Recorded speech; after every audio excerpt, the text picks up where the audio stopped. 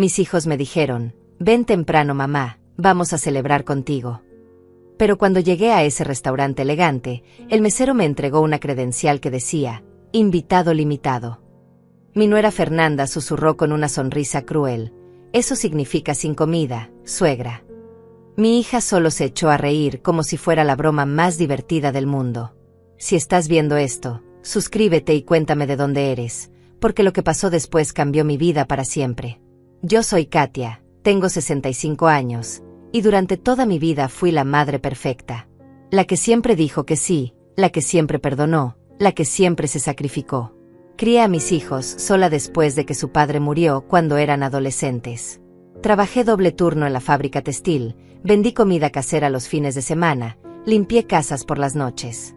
Todo para que Fernanda y su hermano pudieran estudiar, para que tuvieran lo que yo nunca tuve. Fernanda siempre fue especial. Inteligente, ambiciosa, pero también fría. Desde pequeña tenía esa manera de mirarme como si yo fuera un obstáculo en su camino hacia algo mejor. Cuando se casó con Eduardo, pensé que tal vez la maternidad la suavizaría. Pero Eduardo era peor que ella. Un hombre arrogante que trabajaba en finanzas y que siempre me hablaba como si fuera una campesina ignorante.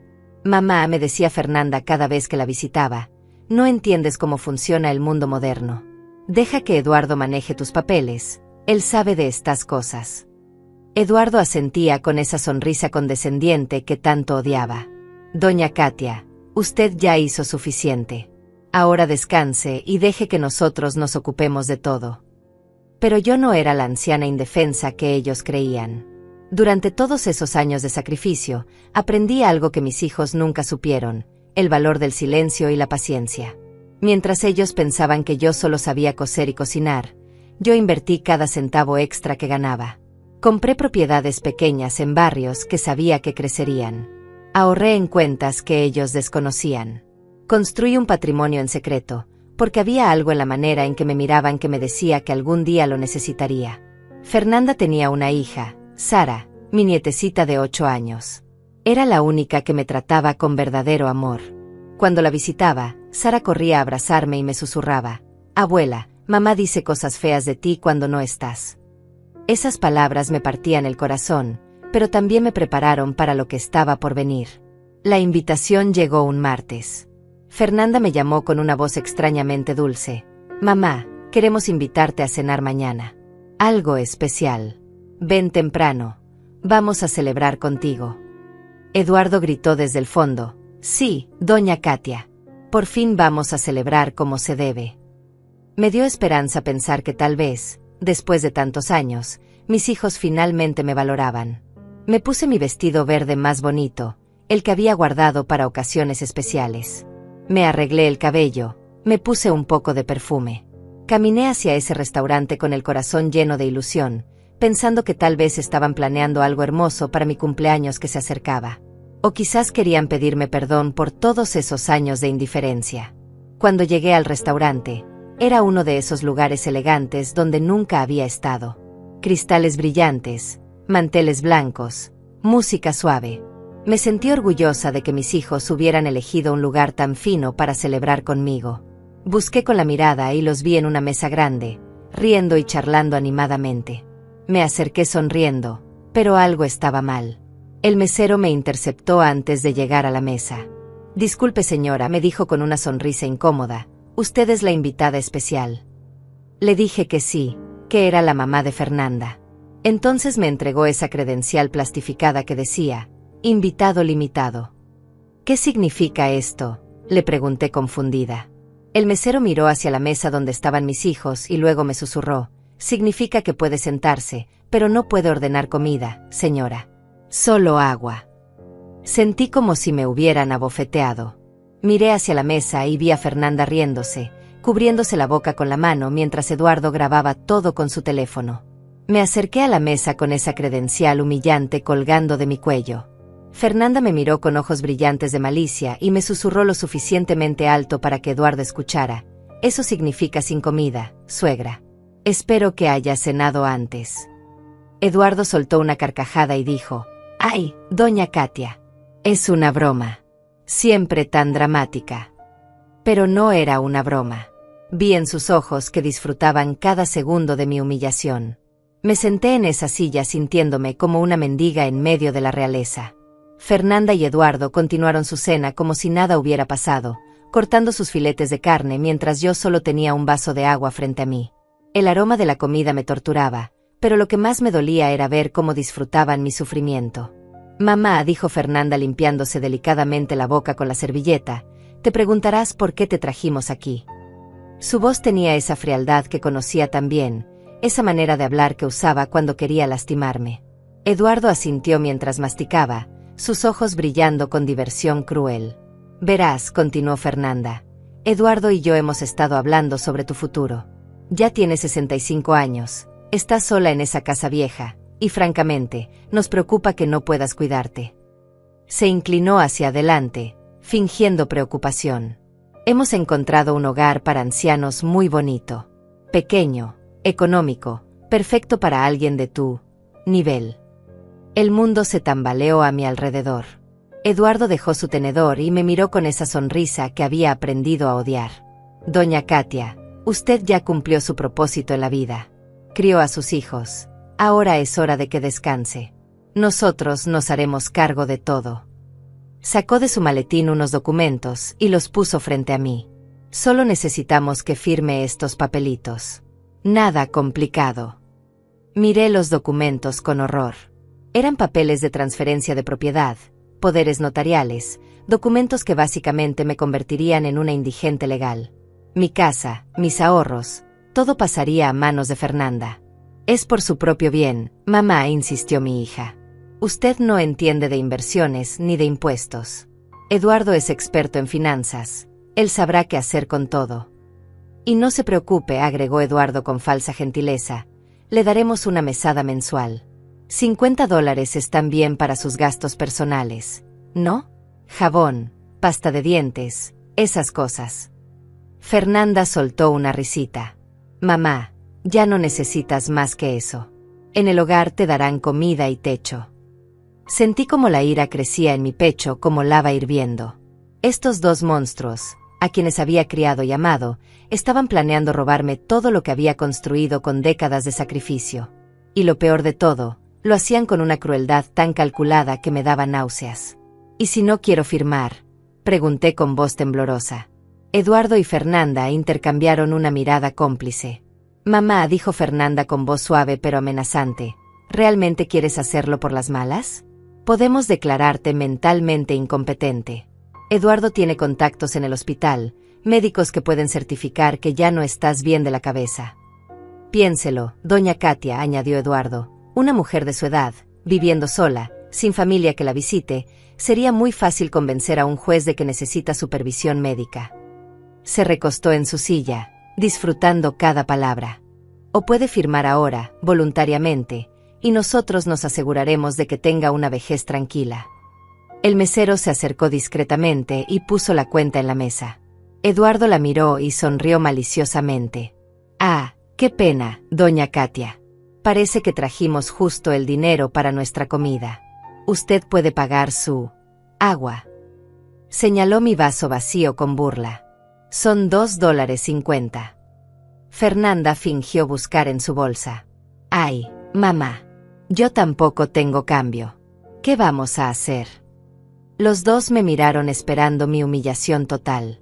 Querían verme suplicar, rogando que me ayudaran con esos miserables $2.50. Pero algo cambió en ese momento. Tal vez fue la manera en que Eduardo saboreó cada palabra de su amenaza, o la forma en que Fernanda sonrió cuando mencionó el hogar para ancianos. Tal vez fue el recuerdo de todas las noches que me quedé despierta cosiendo para pagarles la universidad, o todas las veces que comí frijoles para que ellos pudieran comer carne. Saqué mi teléfono, un modelo sencillo que ellos siempre criticaban. «¿Qué haces, mamá?», preguntó Fernanda con curiosidad. «¿Vas a llamar a alguien para que te preste los $2?» Eduardo soltó una carcajada. «¿A quién va a llamar? No tiene amigos, no tiene familia. Solo nos tiene a nosotros». Escribí un mensaje de texto, mis dedos temblando no de miedo, sino de una furia fría que nunca antes había sentido. «Cancela todo, inmediatamente». Envié el mensaje y guardé mi teléfono. Fernanda y Eduardo me miraron extrañados, pero siguieron riéndose entre ellos, planeando cómo gastarían mi dinero.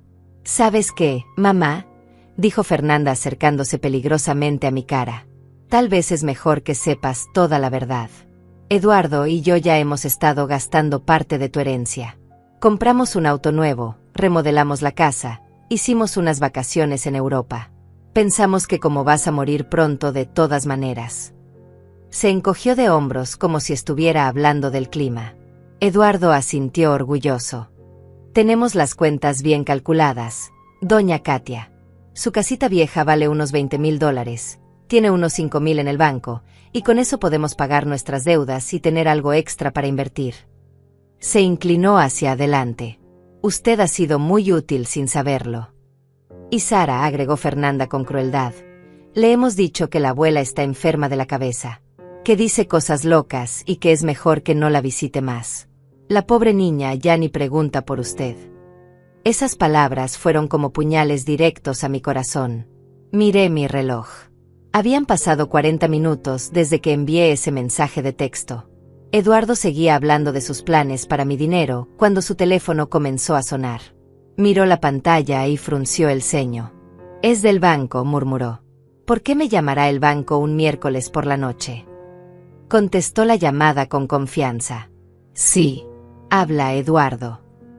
Su expresión cambió gradualmente de confianza a confusión, luego a horror.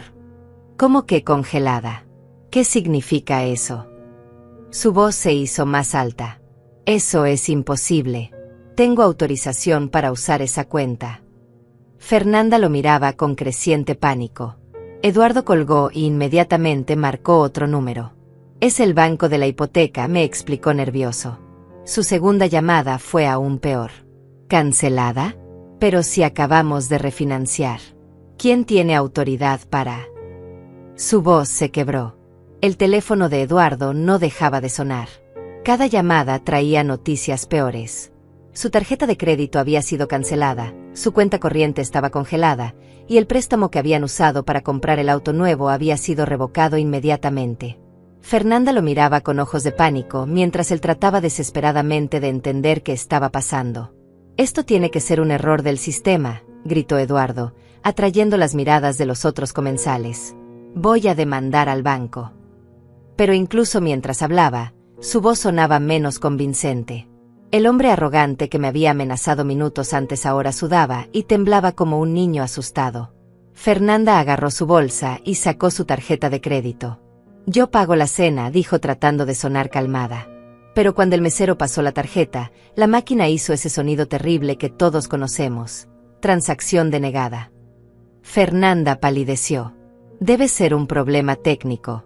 Pruebe otra vez. El mesero, visiblemente incómodo, probó 3 veces más. Nada. Fernanda sacó otra tarjeta, luego otra. Todas denegadas. Eduardo intentó con las suyas, pero el resultado fue el mismo. Estaban allí, en ese restaurante elegante, incapaces de pagar una cuenta de $200. Mamá, dijo Fernanda con voz quebrada, ¿tú sabes algo de esto? Por primera vez en años, me estaba hablando con respeto, con miedo. La miré directamente a los ojos y sonreí. Una sonrisa pequeña, pero suficiente para que entendiera que esto no era una coincidencia. ¿Yo? Pregunté con fingida inocencia. Soy solo una viejita ignorante que no entiende de finanzas modernas. ¿Recuerdas? Eduardo me miraba con una mezcla de furia y terror. ¿Qué hiciste, bruja?, me gritó. ¿Qué hiciste? El mesero se acercó nerviosamente. Disculpen, pero necesito que resuelvan el pago de la cuenta. Fernanda y Eduardo se miraron desesperados.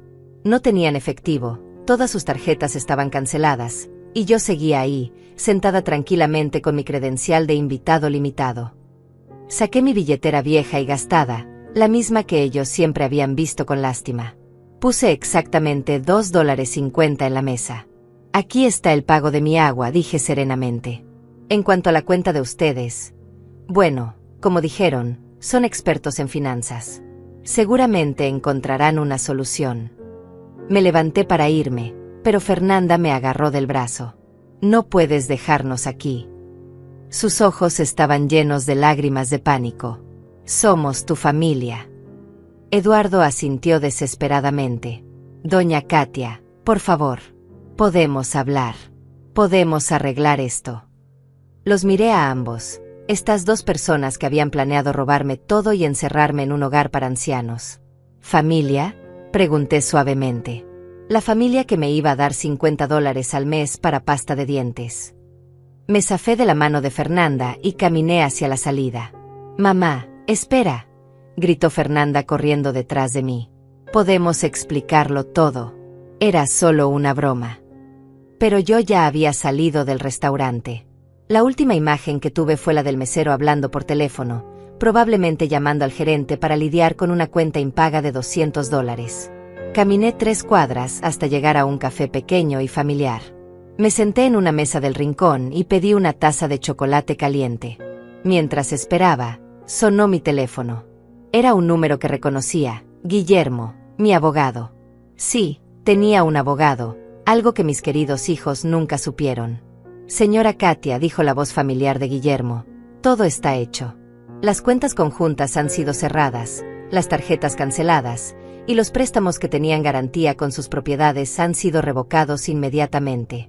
Como usted era la avalista principal, tenía derecho legal de retirar su respaldo en cualquier momento. Sonreí mientras tomaba mi chocolate. ¿Y la casa de Fernanda?, pregunté. Técnicamente era suya, señora Katia. Usted puso el enganche y firmó como copropietaria. Al retirar su participación, ellos perdieron la capacidad de mantener la hipoteca. El banco ya inició los procedimientos de recuperación. Guillermo había sido mi abogado durante 15 años. Lo contraté cuando comencé a invertir mis primeros ahorros. Era un hombre discreto, inteligente, que entendía que una mujer como yo necesitaba protección legal sin llamar la atención. Durante todos estos años, él había manejado mis inversiones, mis propiedades, mis cuentas bancarias secretas. ¿Quiere que sigamos con el siguiente paso?, preguntó Guillermo. Había un plan que habíamos diseñado años atrás por si algún día mi familia trataba de aprovecharse de mí.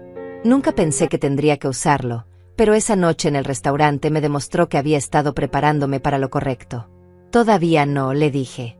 Primero quiero que sufran un poco, que entiendan lo que se siente estar indefenso. Guillermo se rió suavemente. Usted es más inteligente de lo que ellos jamás imaginaron, señora Katia. Cuando colgué, pensé en todos esos años de fingir ser la madre sumisa e ignorante. Mientras ellos creían que yo solo sabía coser y cocinar, había construido un imperio pequeño pero sólido. 3 propiedades de alquiler en el centro de la ciudad, una cuenta de inversiones que había crecido constantemente durante 2 décadas, y conexiones legales que me protegían de exactamente lo que acababa de pasar. Mi teléfono sonó de nuevo. Era Fernanda, llamando desde el teléfono del restaurante. Mamá, su voz sonaba quebrada. Por favor, ayúdanos. No podemos pagar la cuenta. Van a llamar a la policía. Al fondo escuchaba a Eduardo discutiendo con alguien, su voz histérica y desesperada. Fernanda, le dije tranquilamente, ¿recuerdas lo que me dijiste hace 1 hora? Que ya había cumplido mi propósito en la vida y que era hora de que descansara. Hubo silencio del otro lado. Bueno, pues es exactamente lo que voy a hacer. Descansar. Pero somos tu familia, gritó. No puedes abandonarnos así. Su hipocresía era casi cómica. ¿Abandonarlos?, pregunté. ¿Cómo ustedes iban a abandonarme en ese hogar para ancianos con $50 al mes? Colgué el teléfono y lo apagué. Esa noche dormí mejor de lo que había dormido en años. Por primera vez en décadas, no me preocupé por lo que mis hijos pensaran de mí, no traté de complacerlos, no fingí ser menos inteligente de lo que era. Me había quitado una máscara que había llevado puesta durante tanto tiempo que casi había olvidado quién era realmente. A la mañana siguiente, Guillermo me llamó temprano. Señora Katia, tengo noticias interesantes. Su voz tenía esa emoción contenida que usaba cuando había descubierto algo importante. Anoche, después de lo que pasó en el restaurante, decidí investigar un poco más profundo las finanzas de su yerno Eduardo. ¿Qué encontraste?, pregunté, aunque algo me decía que no me iba a gustar la respuesta. Señora Katia, continuó Guillermo con voz seria, Eduardo no es el experto en finanzas que pretende ser. De hecho, está involucrado en algo mucho más grave. Mi corazón comenzó a latir más rápido. Encontré transferencias bancarias muy sospechosas. Dinero que entra y sale de cuentas en paraísos fiscales, transacciones que no coinciden con sus ingresos declarados. Me senté en el borde de mi cama, tratando de procesar la información. ¿Qué tipo de transacciones?, pregunté. Guillermo suspiró. Lavado de dinero, señora Katia. Eduardo ha estado usando su trabajo en el banco para lavar dinero de organizaciones criminales. Y lo peor de todo, Fernanda lo sabe. Sentí como si me hubieran golpeado en el estómago. Mi propia hija, la niña a la que había criado con tanto amor, estaba involucrada en actividades criminales. ¿Cómo lo sabes?, logré preguntar con voz temblorosa. Fernanda aparece como beneficiaria en varias de las cuentas fantasma. Recibe pagos regulares por consultoría, pero no hay registros de ningún trabajo real. Ella está recibiendo dinero sucio, señora Katia. Por eso necesitaban su herencia tan desesperadamente. No era solo codicia, era supervivencia. Las piezas comenzaron a encajar en mi mente como un rompecabezas macabro. La casa nueva, el auto de lujo, las vacaciones en Europa que Fernanda había mencionado tan casualmente. Todo había sido comprado con dinero lavado, y ahora tenían deudas con gente peligrosa que no acepta excusas. Hay más, continuó Guillermo. Eduardo debe aproximadamente $200,000 a una organización que no perdona. Pensaba usar su herencia para pagar esa deuda y desaparecer del país. Fernanda y él ya tenían boletos de avión para mañana por la noche hacia las Islas Caimán. ¿Iban a huir?, pregunté incrédula. ¿Y qué iba a pasar conmigo? Guillermo hizo una pausa larga y dolorosa. Señora Katia, según los documentos que encontré, usted iba a tener un accidente después de firmar los papeles. Un resbalón en el baño, una caída por las escaleras. Algo que pareciera natural para una mujer de su edad. La habitación comenzó a dar vueltas. Mis propios hijos habían planeado no solo robarme, sino asesinarme. El hogar para ancianos había sido una mentira cruel. Nunca tuvieron intención de mantenerme viva una vez que obtuvieran mi dinero. ¿Tienes pruebas de todo esto?, pregunté, sorprendida por lo firme que sonaba mi voz a pesar de la tormenta emocional que sentía por dentro. Tengo todo, señora Katia. Registros bancarios, correos electrónicos entre Eduardo y sus contactos criminales, mensajes de texto entre él y Fernanda planeando cómo manejar su situación. Incluso tengo grabaciones. Grabaciones. Mi corazón se detuvo. Eduardo es descuidado con su teléfono. Deja grabaciones de voz activadas sin darse cuenta. Tengo una conversación completa entre él y Fernanda de hace 3 días, planeando exactamente cómo iban a engañar la noche y qué hacer después. Guillermo me envió los archivos a mi teléfono.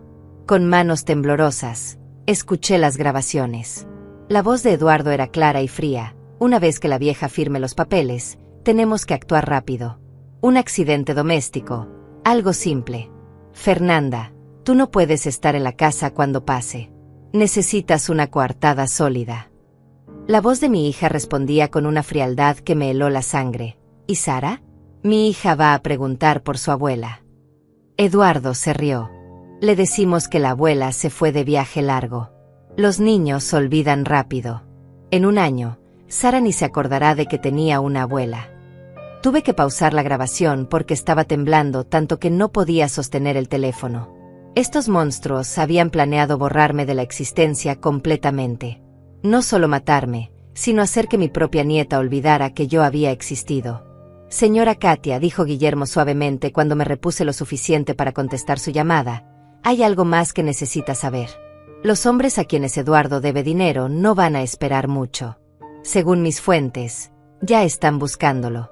Anoche, cuando sus cuentas fueron congeladas, Eduardo perdió su única oportunidad de pagar. ¿Qué significa eso?, pregunté, aunque parte de mí ya lo sabía. Significa que están en peligro mortal, señora Katia. Esa gente no perdona deudas de $200,000. Si no pueden pagar en las próximas 48 horas. No terminó la frase, pero no necesitaba hacerlo. Eduardo y Fernanda estaban atrapados entre su propia codicia y las consecuencias de sus crímenes. Habían cavado su propia tumba tratando de cavar la mía. ¿Qué recomiendas que hagamos?, pregunté. Guillermo reflexionó un momento. Tenemos dos opciones. Podemos entregar toda la evidencia a las autoridades ahora mismo. FBI, Policía Local, Hacienda. Con lo que tenemos, Eduardo y Fernanda irían a prisión por décadas. Y la segunda opción.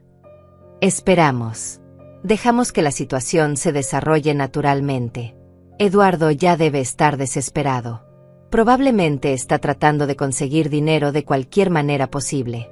Y cuando gente desesperada hace cosas desesperadas.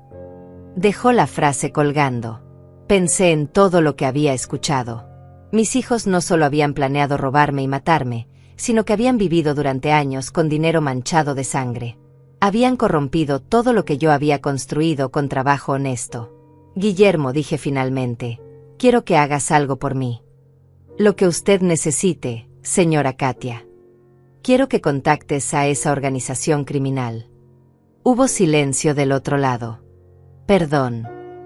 Has escuchado bien. Quiero que les haga saber exactamente dónde pueden encontrar a Eduardo y Fernanda. Señora Katia, dijo Guillermo con voz preocupada, eso podría resultar en exactamente lo que ellos planearon para mí. Lo interrumpí. La diferencia es que ellos se lo buscaron. Yo era inocente.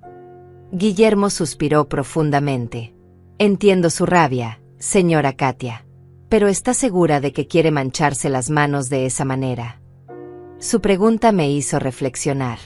¿Realmente quería convertirme en la misma clase de monstruo que eran ellos? No, dije después de un momento. Tienes razón. Pero hay algo más que podemos hacer. ¿Qué tiene en mente? Vamos a jugar un poco con ellos primero.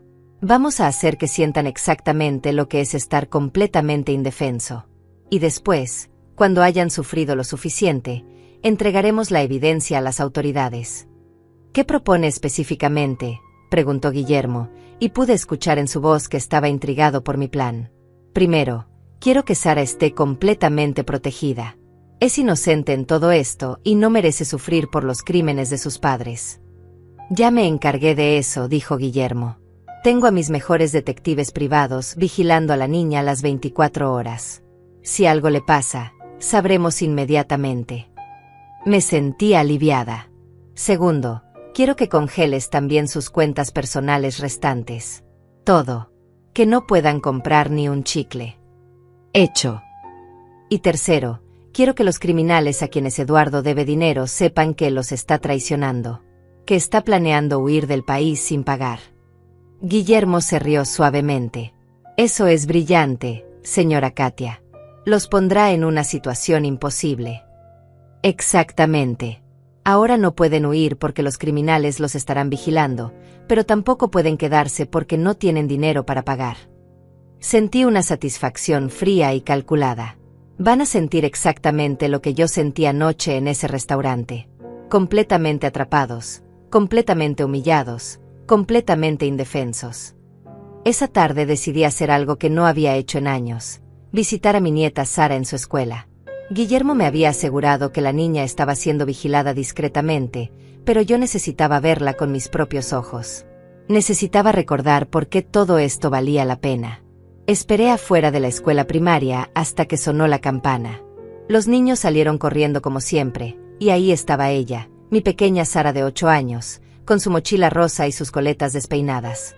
Cuando me vio, su carita se iluminó de una manera que me partió el corazón. «Abuela Katia», gritó corriendo hacia mí. «Mami dijo que estabas enferma y que no podías visitarme». La abracé fuertemente, respirando el aroma de su cabello que siempre olía a champú de fresa. «Estoy bien, mi amor. ¿Cómo está mi princesa?» Sara me miró con esos ojos grandes e inocentes que me recordaban a Fernanda cuando era pequeña, antes de que la codicia y la maldad corrompieran su corazón. «Abuela, mami y papi han estado muy raros. Anoche llegaron muy tarde y estuvieron gritando mucho. Mami estaba llorando. Mi corazón se aceleró. ¿Qué estaban diciendo, mi amor?» Sara se encogió de hombros. «Algo sobre dinero y sobre ti. Papi decía palabras feas que no puedo repetir. Y mami siguió diciendo que todo era tu culpa. Claro que era mi culpa. Era mi culpa haber estado ciega durante tanto tiempo, permitiendo que estos parásitos se alimentaran de mi bondad. Era mi culpa haber criado a una hija que podía planear mi muerte con tanta frialdad. Sara, le dije arrodillándome para estar a su altura, ¿te gustaría quedarte con la abuela unos días? Podríamos hacer galletas, ver películas, jugar en el parque. Sus ojos se llenaron de emoción. Sí, pero tengo que preguntarle a mami. No te preocupes por eso, mi amor. La abuela ya habló con mami. Era una mentira, pero una necesaria. No iba a dejar que esta niña inocente fuera lastimada por las consecuencias de las acciones de sus padres. Llevé a Sara a mi casa, la verdadera casa donde había vivido toda mi vida, no la pequeña vivienda que Fernanda y Eduardo pensaban que era todo lo que yo tenía. Mi casa real era una propiedad de 2 pisos en un barrio tranquilo, completamente pagada, con un jardín trasero donde Sara podía jugar de manera segura. Mientras Sara jugaba en el jardín, llamé a Guillermo. La niña está conmigo, le informé. Perfecto, respondió. Y tengo noticias sobre nuestros amigos. Eduardo no fue a trabajar hoy. Según mis contactos en el banco, llamó diciendo que estaba enfermo, pero la verdad es que tiene miedo de salir de su casa. ¿Por qué?, pregunté, aunque sospechaba la respuesta. Porque los hombres a quienes debe dinero han estado preguntando por él en su oficina. Preguntando muy agresivamente. Su jefe está considerando suspenderlo por traer problemas personales al trabajo. Sonreí mientras veía a Sara columpiarse felizmente.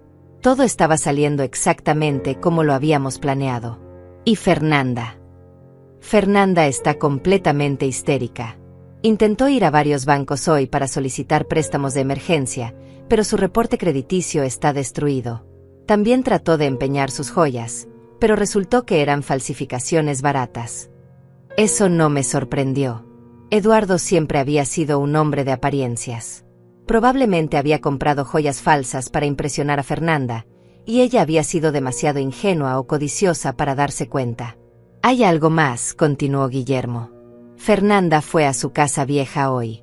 La casa donde usted vivía antes. Estaba buscando algo. ¿Qué estaba buscando? Dinero escondido, documentos, cualquier cosa de valor que pudiera haber quedado. Pero por supuesto, no encontró nada útil. Porque no había nada que encontrar.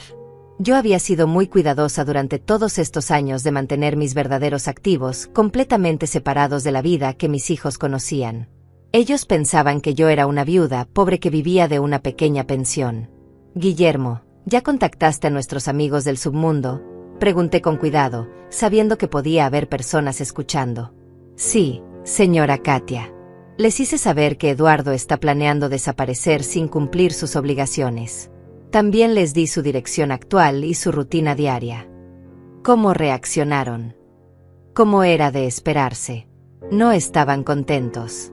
Dijeron que Eduardo tiene hasta mañana al mediodía para producir el dinero completo, o enfrentará las consecuencias. También dijeron que cualquier intento de huir sería considerado una declaración de guerra. Perfecto. Eduardo y Fernanda ahora estaban atrapados en una jaula de su propia construcción. No podían huir porque estaban siendo vigilados, no podían pagar porque no tenían acceso a fondos, y no podían buscar ayuda porque nadie más sabía sobre sus actividades criminales. Mi teléfono sonó. Era Fernanda. Decidí contestar esta vez, curiosa por escuchar su nivel de desesperación. ¿Mamá? Su voz sonaba ronca, como si hubiera estado llorando durante horas. ¿Tienes a Sara? Por favor dime que tienes a Sara. Sara está perfectamente segura, le respondí fríamente. Está donde debería haber estado siempre, con alguien que realmente la ama. Mamá, por favor. Necesitamos hablar. Esto se ha salido de control. Su voz se quebró. Eduardo dice que gente peligrosa nos está buscando. ¿Gente peligrosa?, pregunté fingiendo sorpresa. ¿De qué estás hablando, Fernanda? Tú sabes de qué estoy hablando. De alguna manera descubriste sobre los negocios de Eduardo. Su máscara de inocencia finalmente se había caído. Ah, dije suavemente. Te refieres a los negocios de lavado de dinero. Los $200,000 que Eduardo debe a criminales. Los planes que ustedes tenían de robar mi herencia y después matarme. El silencio del otro lado fue ensordecedor. ¿Cómo? ¿Cómo sabes eso?, susurró Fernanda. Soy una viejita ignorante que no entiende de finanzas modernas, ¿recuerdas? Le respondí con sarcasmo. Pero resulta que sí entiendo algunas cosas, como las grabaciones donde planean mi muerte. Fernanda comenzó a sollozar. Mamá, por favor. Era solo Eduardo. Él me obligó. Yo nunca quise lastimarte. Mentiras. Tenía las grabaciones donde ella participaba activamente en la planificación, donde se reía de la idea de que Sara me olvidaría después de mi muerte. Fernanda, le dije con una calma que me sorprendió incluso a mí, tú y Eduardo tuvieron su oportunidad anoche en el restaurante. Tuvieron la oportunidad de tratarme con dignidad, con respeto, con amor. En lugar de eso, eligieron humillarme y amenazarme. «Podemos arreglar esto», gritó desesperadamente. «Podemos ir a la policía. Podemos confesar todo. Eduardo puede devolver el dinero». «¿Con qué dinero, Fernanda?» «Con mi dinero que planeaban robar». «Mamá, esa gente va a matarnos». Su terror era palpable. «Si no tenemos el dinero para mañana al mediodía, Eduardo dice que van a...». No terminó la frase, pero no necesitaba hacerlo. «Van a hacer exactamente lo que ustedes planearon hacerme a mí», terminé por ella. «Por favor», suplicó. «Sé que tienes dinero escondido. Siempre supimos que tenías más de lo que decías. Solo préstanos $200,000. Te prometemos que te lo pagaremos». Su desesperación era música para mis oídos. «¿Me prometen?». Me reí. Como me prometieron una cena familiar y en lugar de eso me dieron una credencial de invitado limitado. Eso fue diferente. ¿Diferente cómo? Porque esta vez ustedes son los que necesitan ayuda.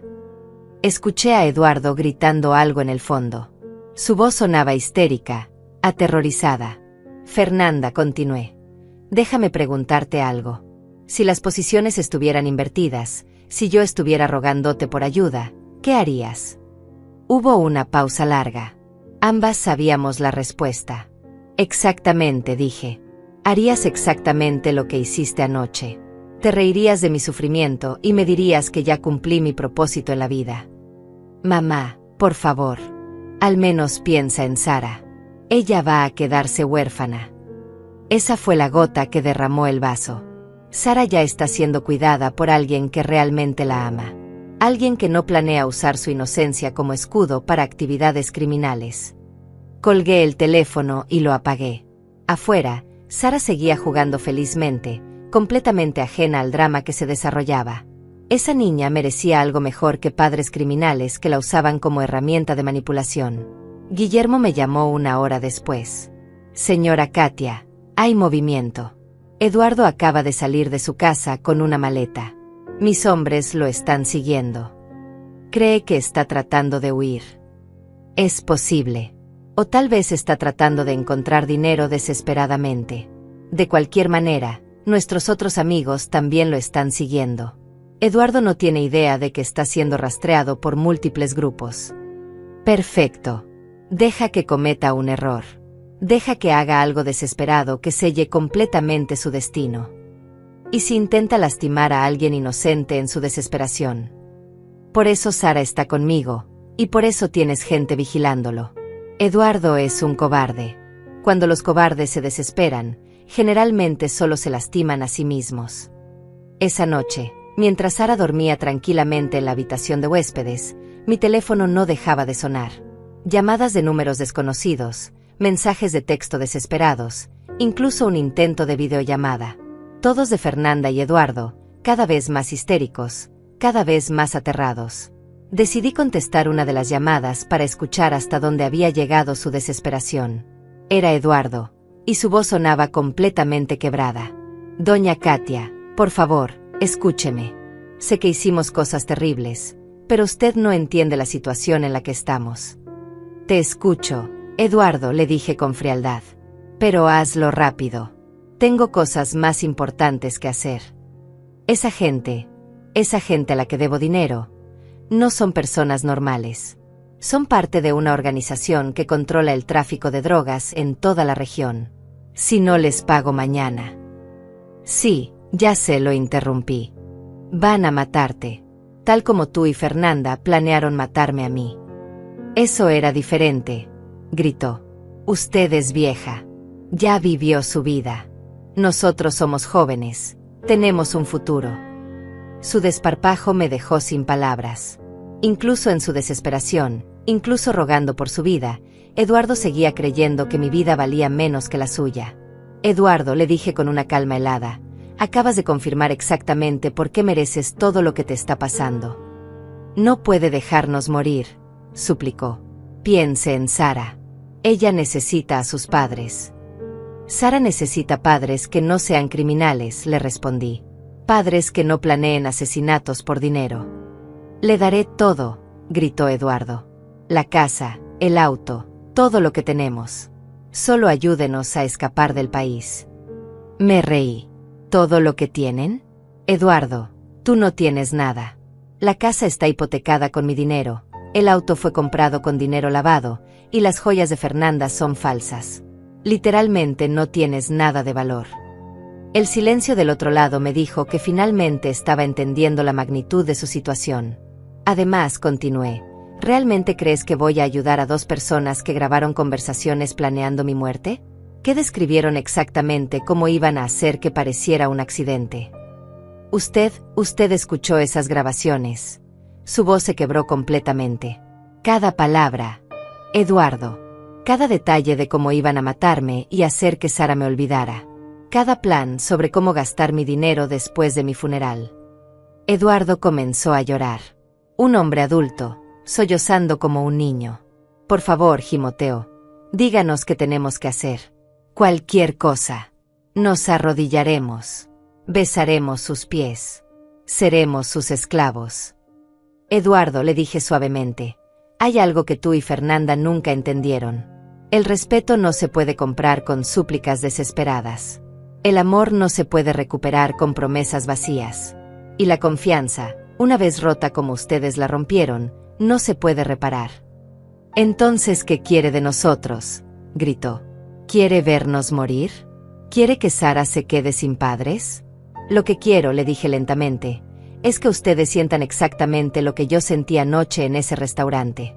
Indefensos, humillados, traicionados por las personas en quienes más confiaban. Colgué y apagué el teléfono. Pero mi paz duró poco. 20 minutos después, escuché ruidos afuera de mi casa. Miré por la ventana y vi el auto de Fernanda estacionado en la calle. Ella y Eduardo estaban parados frente a mi puerta, discutiendo en voz baja. Llamé inmediatamente a Guillermo. Están aquí, le susurré. En mi casa. Mis hombres están a 2 minutos de distancia, me aseguró. ¿Están armados? No lo sé, pero Eduardo está actuando de manera muy errática. El timbre sonó. Luego otra vez. Luego comenzaron a golpear la puerta. Mamá, gritó Fernanda. Sabemos que estás ahí. Vimos las luces. Necesitamos hablar contigo. Su voz tenía una nota histérica que me puso nerviosa. Eduardo se unió a los gritos. Doña Katia, solo queremos recuperar a Sara. Devuélvanos a nuestra hija. Era una mentira. Si realmente se preocuparan por Sara, no la habrían expuesto a su mundo criminal en primer lugar. Los golpes se hicieron más fuertes. Abre la puerta, gritó Eduardo. Sabemos que tienes dinero. Sabemos que nos has estado mintiendo durante años. Su voz se estaba volviendo más agresiva, más desesperada. Subí silenciosamente a verificar que Sara siguiera dormida. Gracias a Dios, la niña tenía el sueño pesado y los gritos no la habían despertado. Bajé y me acerqué cautelosamente a la ventana para ver qué estaban haciendo. Eduardo estaba caminando de un lado a otro como un animal enjaulado, hablando por teléfono con alguien. Su lenguaje corporal era el de un hombre al borde de un colapso mental. Fernanda estaba sentada en los escalones, llorando y jalándose el cabello. Mi teléfono vibró con un mensaje de texto de Guillermo. Mis hombres están en posición. Pero hay un problema. Los otros también llegaron. Hay 3 autos con hombres armados estacionados en las calles aledañas. Están esperando. Mi sangre se heló. Los criminales a quienes Eduardo debía dinero habían encontrado mi dirección. Probablemente siguieron a Eduardo y Fernanda hasta aquí. Mi casa, el refugio seguro que había construido para Sara y para mí, ahora estaba rodeada por gente peligrosa. Otro mensaje de Guillermo: no salga. No encienda más luces. Voy a llamar a la policía. Pero sabía que la policía podría tardar demasiado, y Eduardo en su desesperación podría hacer algo estúpido que pusiera a Sara en peligro. Afuera, Eduardo había terminado su llamada telefónica y ahora estaba gritando más fuerte. Katia, sé que me estás escuchando. Esa gente está aquí. Están esperando. Si no me das el dinero ahora, van a entrar y van a lastimar a Sara. Era una amenaza vacía. Eduardo no tenía control sobre esos criminales. Pero también sabía que los hombres desesperados son impredecibles, y la presencia de criminales armados cerca de mi casa donde dormía mi nieta era inaceptable. Tomé una decisión.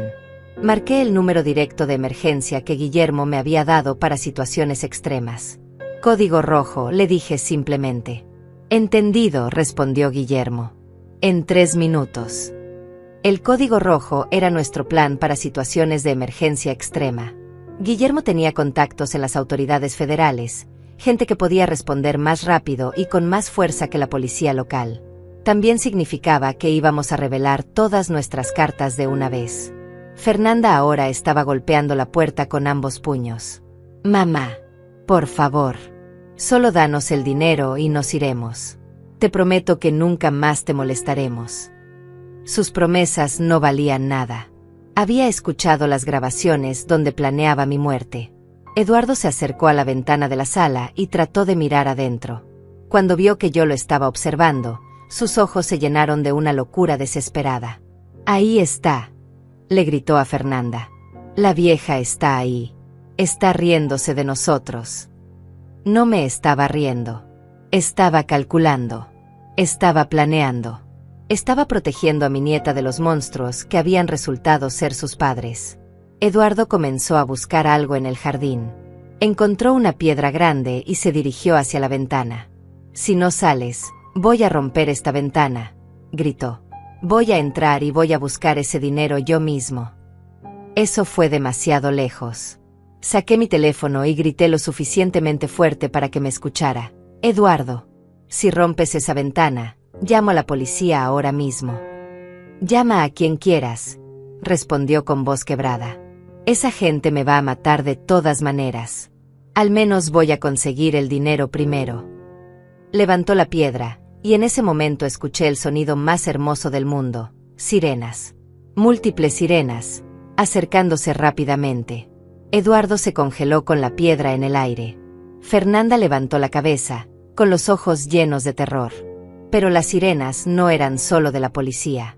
También escuché el sonido distintivo de vehículos federales, los mismos que había escuchado en películas. Guillermo había cumplido su promesa. La caballería estaba llegando. Los criminales que habían estado esperando en las calles aparentemente también escucharon las sirenas, porque vi luces de autos alejándose rápidamente en todas las direcciones. Eduardo y Fernanda estaban ahora completamente solos, rodeados, sin escape posible. Eduardo dejó caer la piedra y comenzó a correr hacia su auto. Pero antes de que pudiera llegar, 3 vehículos policiales y 2 autos federales rodearon mi propiedad. Hombres armados salieron rápidamente, con chalecos que decían FBI y DEA. Fernanda se derrumbó en los escalones, sollozando. Eduardo levantó las manos, finalmente entendiendo que su pesadilla había terminado. No de la manera que esperaba, pero definitivamente había terminado. Los agentes federales se movieron con precisión militar. Eduardo fue esposado inmediatamente mientras gritaba sobre sus derechos y sobre cómo todo era un malentendido. Fernanda intentó correr hacia la casa, probablemente para llegar a Sara, pero fue detenida antes de subir el primer escalón. «Mamá», gritó Fernanda mientras la esposaban. «Dile que esto es un error. Diles que somos tu familia». Pero yo permanecí en silencio detrás de mi ventana, observando cómo la justicia finalmente alcanzaba a estas 2 personas que habían planeado mi muerte. Un agente del FBI se acercó a mi puerta. Era un hombre mayor, de aspecto serio, que se identificó como agente Williams. Señora Katia, soy del FBI. Su abogado nos contactó con evidencia de actividades criminales. ¿Está usted segura? Abrí la puerta lentamente. Estoy bien, agente Williams. Mi nieta está durmiendo arriba. ¿Podríamos hablar en voz baja? Él asintió con respeto. Por supuesto, señora. Entendemos que hay una menor en la casa. Es la hija de los sospechosos. Sí, respondí. Sara tiene 8 años. Es completamente inocente en todo esto. El agente Williams tomó notas. No se preocupe, señora. Tenemos protocolos especiales para menores. La niña estará completamente protegida durante todo el proceso. Afuera, Eduardo seguía gritando. Esto es persecución. Esa vieja loca nos está tendiendo una trampa. Sus palabras solo confirmaban lo que los agentes ya sabían sobre su carácter. Fernanda, por el contrario, había entrado en shock completo. Estaba sentada en el asiento trasero del auto policial, mirando al vacío. Señora Katia, continuó el agente Williams, su abogado nos entregó evidencia substancial de lavado de dinero, planificación de asesinato y conspiración. ¿Puede confirmar que esta evidencia es auténtica? Cada palabra, respondí firmemente. Tengo las grabaciones originales, los documentos bancarios, todo. El agente asintió. Vamos a necesitar su testimonio completo, pero eso puede esperar hasta mañana. Por ahora, queremos asegurar la escena y proteger a la menor. Miró hacia arriba, donde Sara seguía durmiendo. La niña sabe algo sobre las actividades de sus padres. Nada, le aseguré. Sara es una niña normal que solo sabe que sus padres han estado raros últimamente. No tiene idea sobre el dinero, los crímenes o los planes que tenían. Perfecto. Eso hará las cosas más fáciles para ella. Guillermo llegó 20 minutos después, acompañado por una trabajadora social especializada en menores. La mujer era amable y profesional, exactamente el tipo de persona que Sara necesitaría cuando despertara y descubriera que sus padres habían sido arrestados. Señora Katia, me dijo Guillermo en privado, esto va a ser grande. Muy grande. Eduardo no era solo un lavador de dinero pequeño. Era parte de una red internacional. El FBI ha estado investigando esta organización durante 3 años. ¿Qué significa eso?, pregunté. Significa que Eduardo y Fernanda van a enfrentar cargos federales muy serios. Lavado de dinero, conspiración, planificación de asesinato. Estamos hablando de 20 a 30 años de prisión, mínimo. Miré hacia afuera, donde Eduardo seguía siendo interrogado junto al auto policial. Su arrogancia había desaparecido completamente. Ahora era solo un hombre asustado que finalmente entendía las consecuencias de sus acciones. ¿Y Fernanda?, pregunté.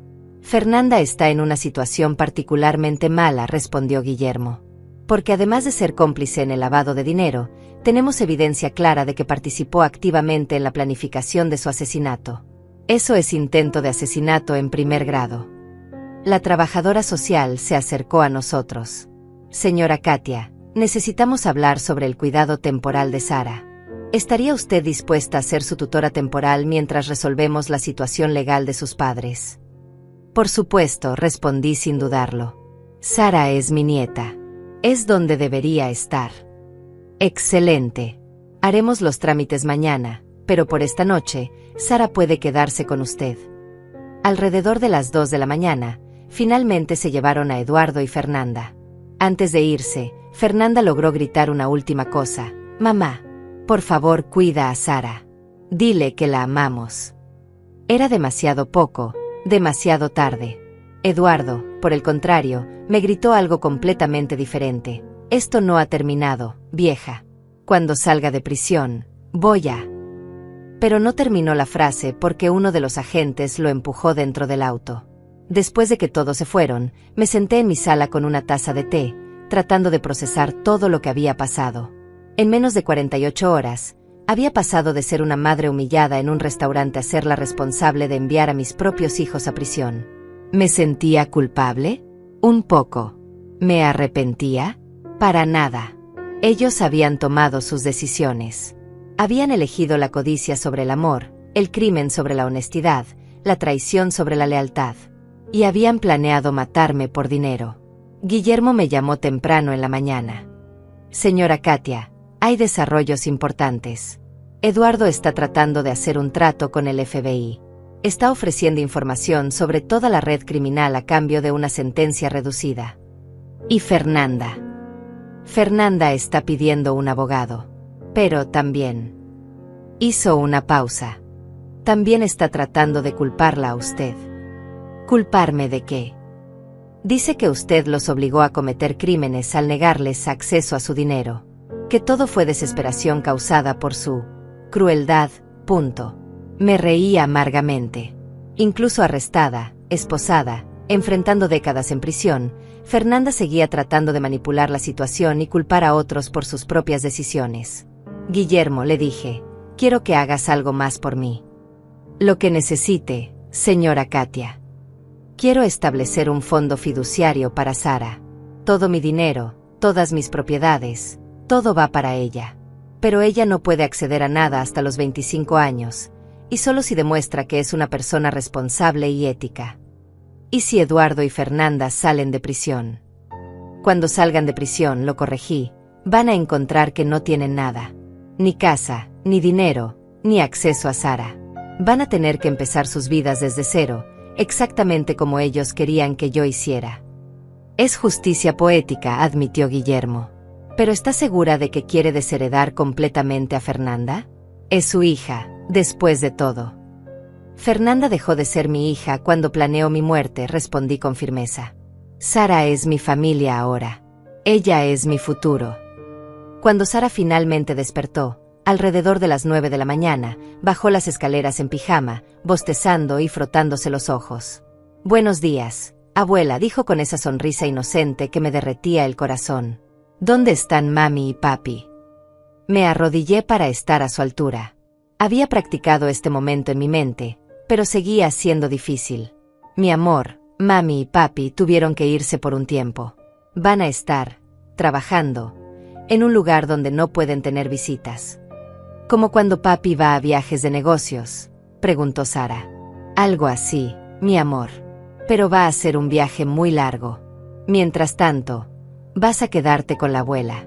¿Te parece bien? Sus ojos se iluminaron. Para siempre. Para siempre, le confirmé. Sara me abrazó fuertemente. ¡Qué bueno! Siempre quise vivir contigo, abuela. Aquí me siento segura. Sus palabras me confirmaron que había tomado la decisión correcta. Esta niña había estado viviendo en un ambiente tóxico sin siquiera saberlo. Esa tarde, mientras Sara jugaba en el jardín trasero, recibí una llamada inesperada. Era el agente Williams. Señora Katia, tengo noticias importantes. La información que su abogado nos proporcionó ha resultado en el arresto de 12 personas más en 3 estados diferentes. 12 personas. Eduardo era parte de algo mucho más grande de lo que pensábamos.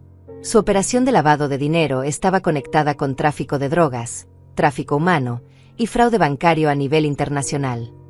Me senté pesadamente.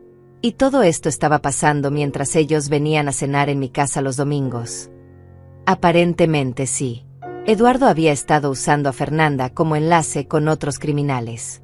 Ella conocía a más gente de la que admite. El agente hizo una pausa. Señora Katia, usted no solo se salvó de ser asesinada. Usted ayudó a desarmar una red criminal importante. 3 semanas después del arresto, fui citada a testificar ante un gran jurado federal. Era la primera vez que pisaba un tribunal, y debo admitir que estaba nerviosa. Pero cuando vi a Eduardo y Fernanda esposados, vestidos con uniformes naranjas de prisión, toda mi ansiedad se transformó en una determinación fría. Eduardo había perdido mucho peso. Su cabello estaba desgreñado y tenía ojeras profundas. La arrogancia que había definido su personalidad había sido reemplazada por una mirada de animal acorralado.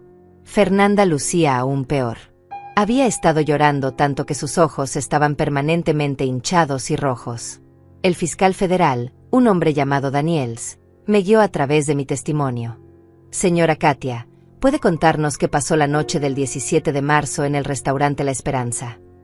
Respiré profundamente y comencé a contar mi historia.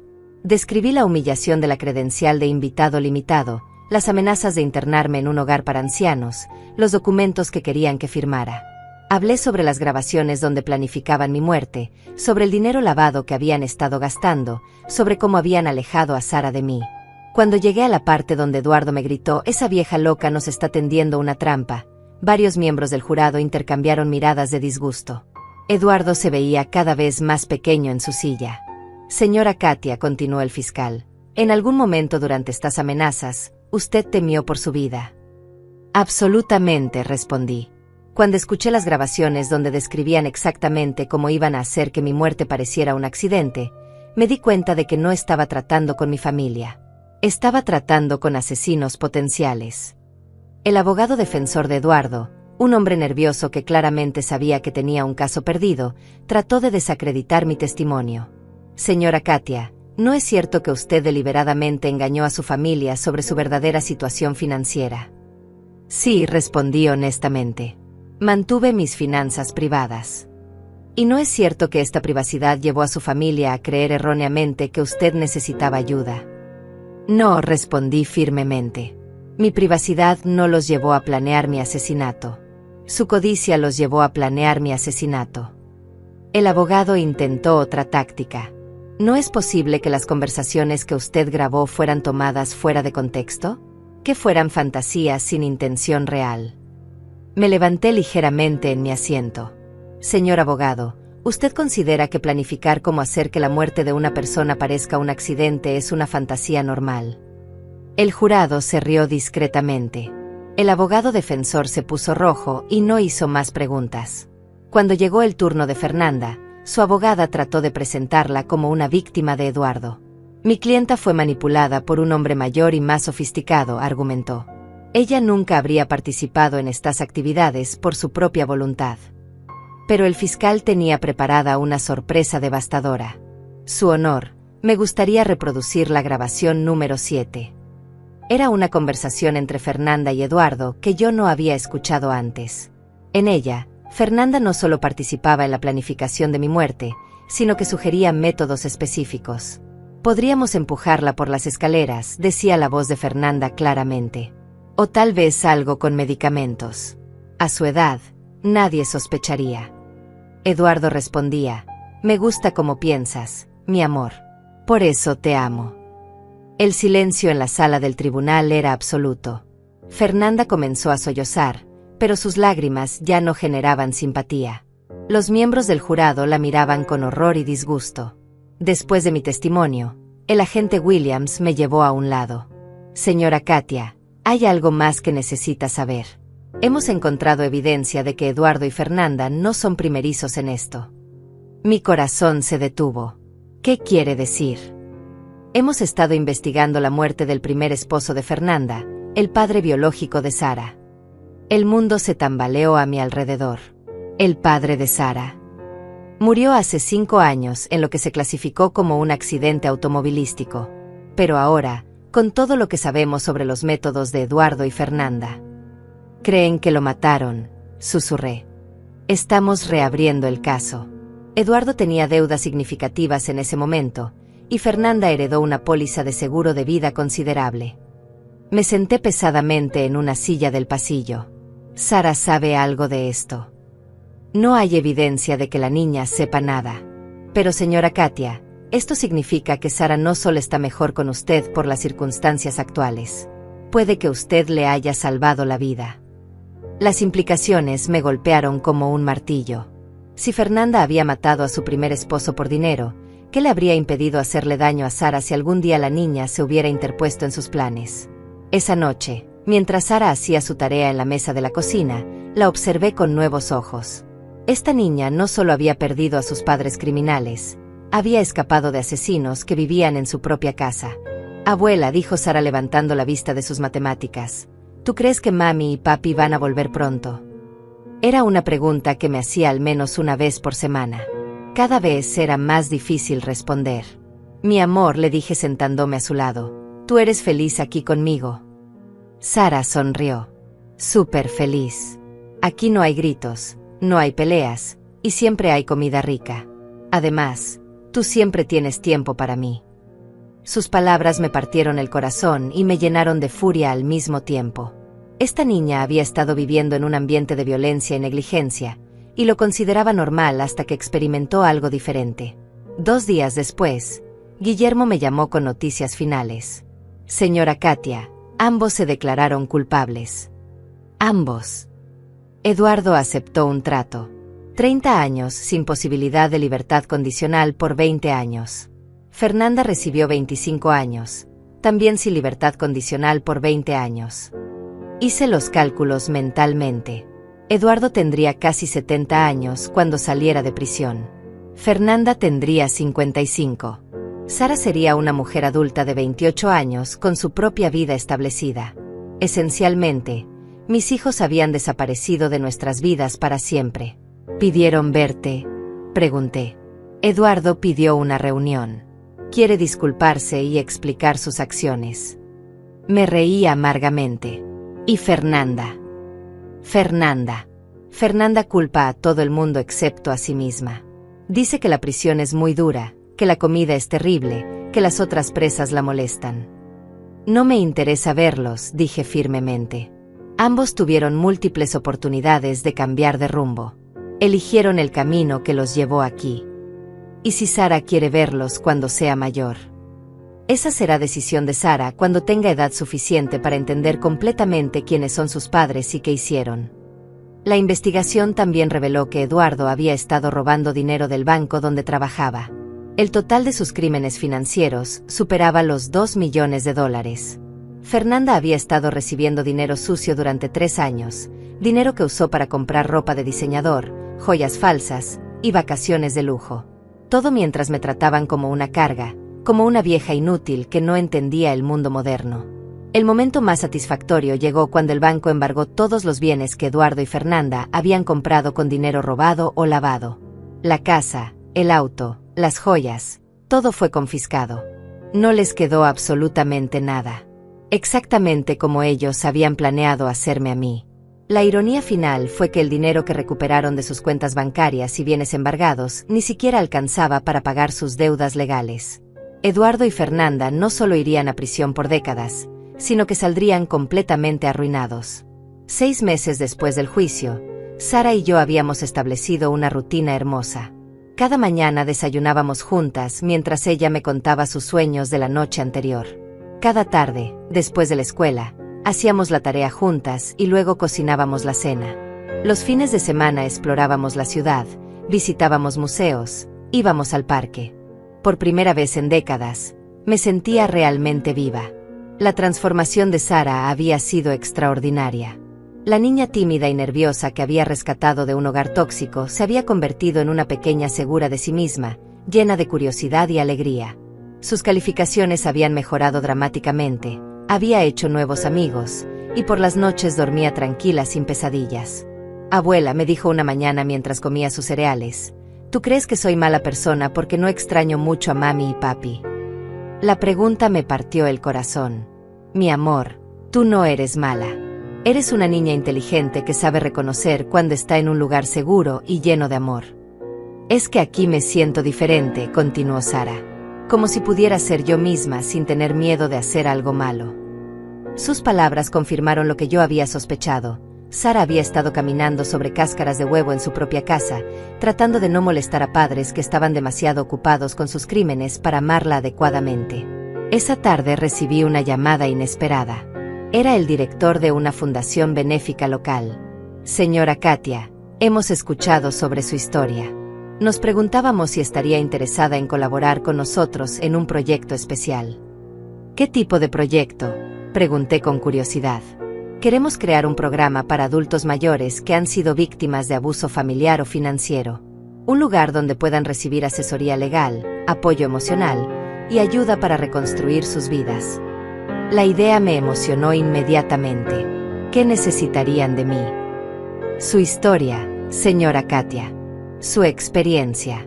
Y si está dispuesta, nos gustaría que fuera la directora del programa. Usted demostró que nunca es demasiado tarde para defenderse y reconstruir la vida.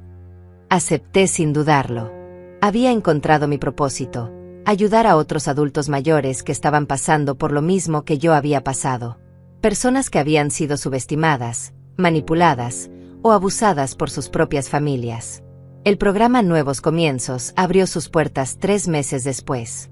En el primer mes, ayudamos a 15 personas. Hombres y mujeres mayores que habían sido estafados por sus hijos, amenazados por sus nietos, o engañados para firmar documentos que los dejaban sin nada. Cada historia me recordaba por qué había tomado las decisiones que tomé. Cada persona que ayudamos a recuperar su dignidad y sus derechos validaba la dureza que había mostrado con Eduardo y Fernanda. Una de nuestras primeras clientas fue una mujer llamada Noemí, de 72 años, cuyo hijo la había echado de su propia casa después de obligarla a transferirle la propiedad. Señora Katia, me dijo llorando, mi hijo me dijo que ya había cumplido mi propósito en la vida y que era hora de que me hiciera a un lado. Las mismas palabras exactas que Eduardo me había dicho. Noemí, le respondí tomando sus manos. Su propósito en la vida no lo define ningún hijo ingrato. Su propósito lo define usted. Con la ayuda de Guillermo, recuperamos la casa de Noemí y su hijo enfrentó cargos por fraude de ancianos. Sara se convirtió en la mascota no oficial del programa. Después de la escuela, venía a la oficina y ayudaba organizando papeles, sirviendo café a los visitantes, y simplemente siendo la luz que muchos de nuestros clientes necesitaban ver. Una niña feliz y segura que les recordaba que las familias podían ser fuentes de amor, no de dolor. Mi abuela dice que todos merecemos respeto, le explicaba Sara a los visitantes con esa sabiduría simple que tienen los niños. No importa qué edad tengamos. Sus palabras a menudo hacían llorar a nuestros clientes, pero eran lágrimas de esperanza. Un año después de la sentencia, recibí una carta de la prisión. Era de Fernanda. Guillermo me había advertido que probablemente intentaría contactarme, pero no esperaba que llegara tan pronto. Querida mamá, comenzaba la carta. Sé que no merezco tu perdón, pero espero que al menos leas esto. La prisión me ha dado tiempo para reflexionar sobre todo lo que hice mal. Me doy cuenta ahora de que fui una hija terrible, una madre negligente y una persona egoísta.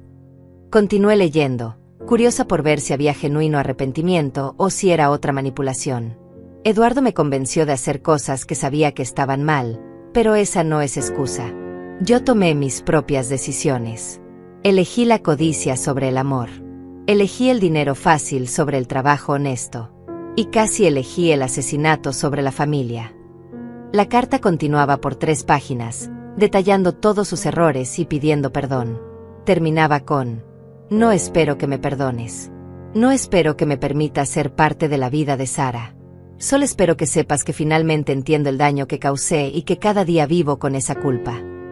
Leí la carta 2 veces. Luego la guardé en un cajón. Tal vez era genuine, tal vez era otra manipulación. No importaba. El daño había sido hecho, las decisiones habían sido tomadas, y las consecuencias eran permanentes. Eduardo también envió una carta, pero la tiré sin leerla.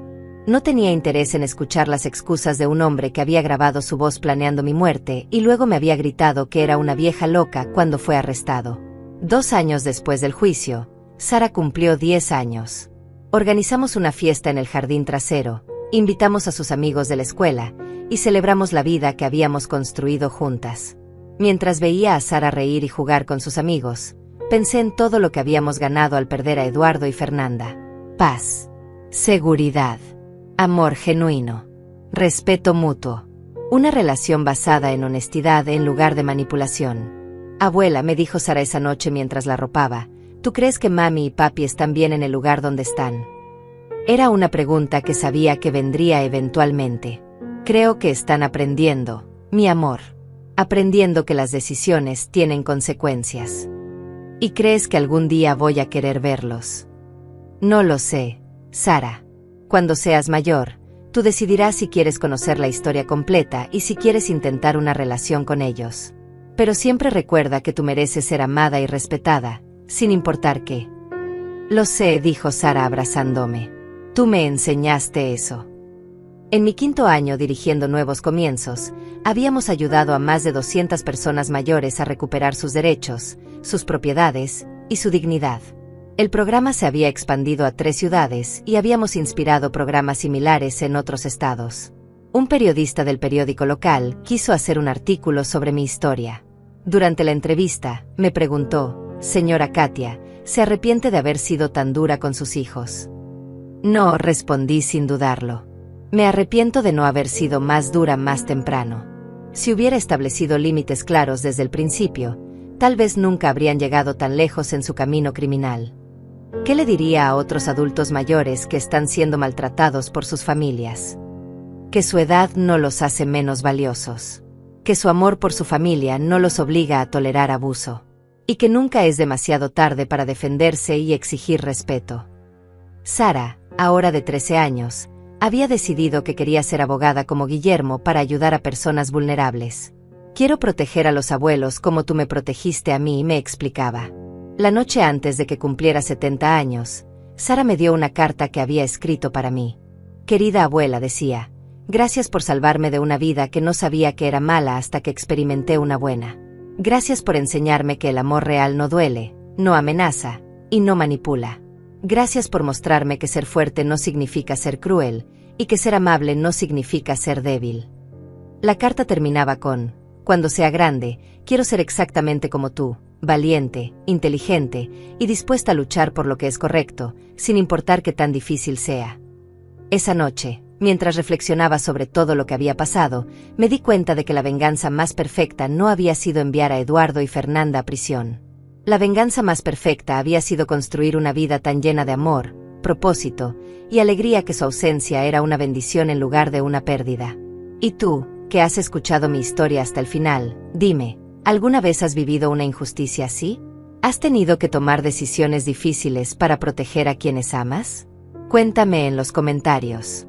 Tu historia podría inspirar a alguien más a encontrar la fuerza para defenderse. Porque al final, la lección más importante que aprendí es esta: nunca permitas que nadie, ni siquiera tu propia familia, te trate como si fueras menos de lo que eres. Tu valor no disminuye con la edad. Tu sabiduría no se vuelve obsoleta. Y tu derecho al respeto y la dignidad es inquebrantable. A veces, el acto más amoroso que puedes hacer es decir no más y mantener esa posición, sin importar las consecuencias. 5 años después de aquel día terrible en el restaurante, me encuentro sentada en mi oficina de Nuevos Comienzos, revisando los casos del mes. A mis 75 años, mi energía sigue siendo la misma, pero ahora tengo una motivación que nunca antes tuve. Cada día puedo ayudar a alguien que está pasando por lo mismo que yo viví.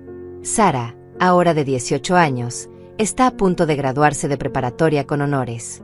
Fue aceptada en la Universidad Estatal con una beca completa para estudiar Derecho. Su ensayo de admisión se titulaba La mujer que me enseñó que el amor verdadero protege, y cuando lo leí, lloré de orgullo durante 1 hora. Esta mañana recibí una llamada que no esperaba. Era el director de la prisión estatal donde Fernanda cumple su condena. Señora Katia, su hija ha estado solicitando una visita durante los últimos 6 meses. Ha completado múltiples programas de rehabilitación y la psicóloga de la prisión dice que ha mostrado genuino arrepentimiento. Después de 5 años de silencio total, la idea de ver a Fernanda me llenaba de sentimientos contradictorios. ¿Qué programas completó?, pregunté. Terapia para manipuladores, clases sobre violencia familiar, programas de responsabilidad personal, y está trabajando como tutora de otras presas analfabetas. Tal vez era real esta vez. Tal vez 5 años en prisión realmente habían cambiado a la mujer que una vez planificó mi muerte. Déjeme pensarlo, le dije al director. Le daré una respuesta la próxima semana. Esa tarde, mientras Sara y yo preparábamos la cena juntas, le conté sobre la llamada. Sara, ahora una joven madura y reflexiva, me escuchó en silencio. ¿Qué sientes al respecto, abuela?, me preguntó. Curiosidad, admití. 5 años es mucho tiempo. La gente puede cambiar. Pero también sé que algunas personas solo aprenden a manipular mejor. Sara asintió pensativamente. ¿Y si fuéramos juntas? No para reconciliarnos, sino para cerrar ese capítulo definitivamente. La idea me sorprendió. ¿Tú quieres ver a tu madre? Quiero ver en qué se convirtió. Quiero preguntarle por qué pensó que estaba bien planear matar a mi abuela. Y quiero que sepa quién soy ahora, la persona que me convertí sin su influencia. Una semana después, Sara y yo manejamos hacia la prisión estatal. Era un edificio gris y depresivo, rodeado de alambres y torres de vigilancia. Mientras esperábamos en la sala de visitas, observé a las otras familias. Algunas parecían esperanzadas, otras simplemente resignadas. Cuando trajeron a Fernanda, casi no la reconocí. Había perdido mucho peso, su cabello estaba completamente gris, y llevaba lentes. Pero lo que más me impactó fue su expresión. Ya no tenía esa arrogancia que había definido su personalidad. Parecía humilde. Mamá, dijo con voz quebrada cuando se sentó frente a nosotras. Sara. Sus ojos se llenaron de lágrimas al ver a su hija. Mira lo hermosa que te has vuelto. Sara la observó con curiosidad científica, como si estuviera estudiando un espécimen raro. Hola, Fernanda, le dije deliberadamente usando su nombre en lugar de llamarla hija. El director dice que has estado tomando clases.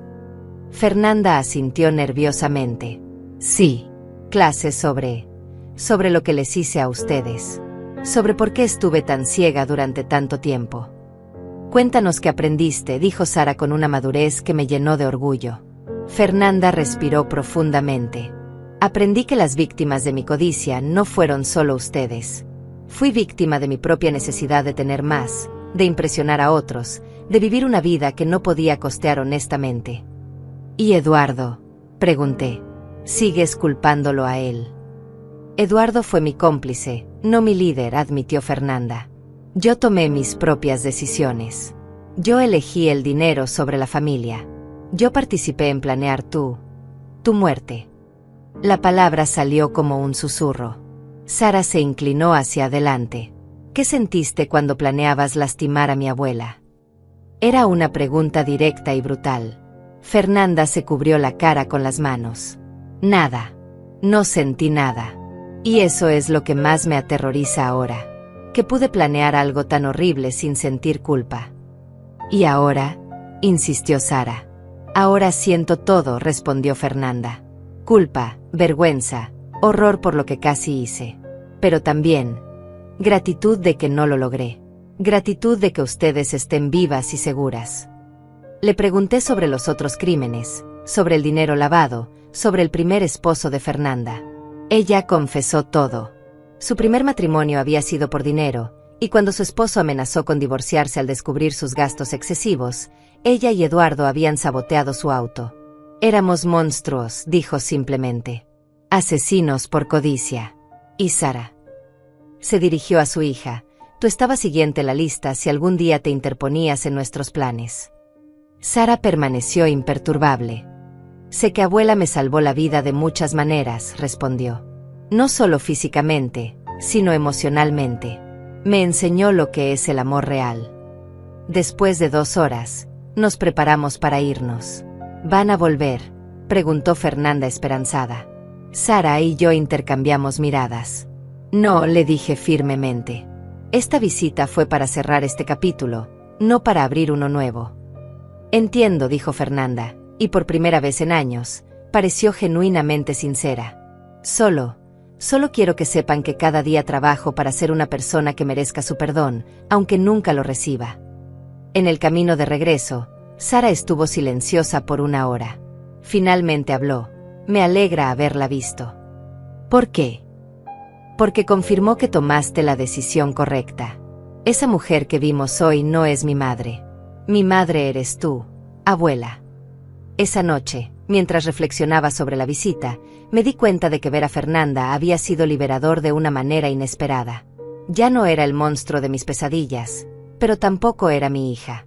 Era simplemente una mujer que había tomado decisiones terribles y ahora vivía con las consecuencias.